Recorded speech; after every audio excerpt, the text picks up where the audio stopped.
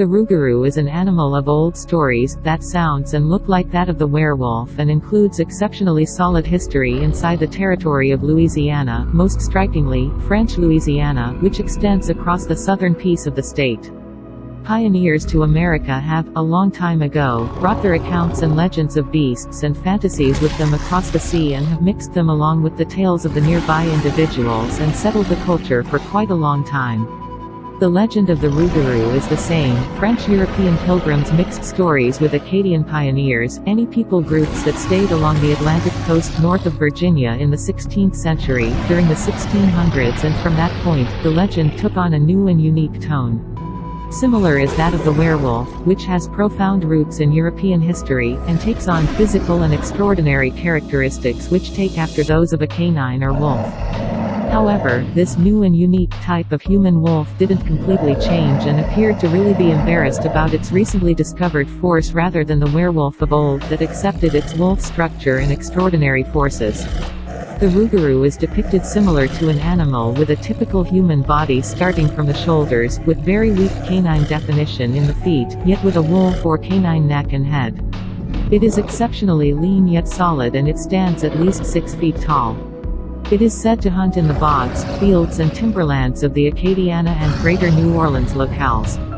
Another variety of the old legend is that the rougarou is a monster sent forward by Satan to chase down and kill devotees of the Catholic confidence who don't adhere to the guidelines of Lent as given by God. This story is firmly connected with the French Catholic accounts of loup-garou. Loup is French for wolf, and garou is from Frankish garolf, which is related with the English werewolf, that caution about people who have been rebuffed and changed into a wolf animal because of their defying of the guidelines of Lent 7 years straight. A more immense legend is known as the Scourge of the Rougarou. In this folktale, a human has been reviled, either by black magic or by resisting God, and should stay a rougarou for 101 days. During this time, the reviled one is in their human structure by day, and animal structure around evening time. While in human structure, they have all the earmarks of being debilitated and stay mysterious about the circumstance because of a paranoid fear of death from local people. While in rougarou structure, the animal is continually lurking here and there to fulfill its bloodlust.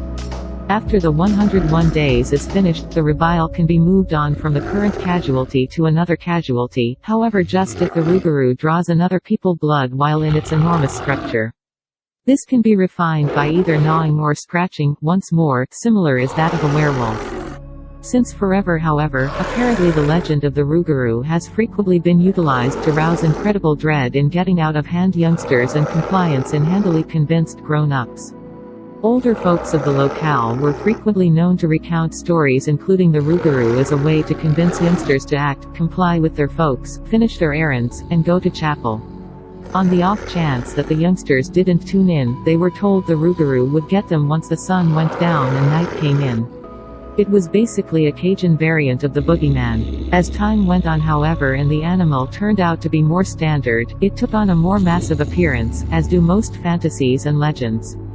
Which began as a reviled soul with a people body and a wolf's head that was withdrawn and changed into a growling, murderous, man-sized human-wolf mixture that assaulted any individual who dare step foot into its marsh.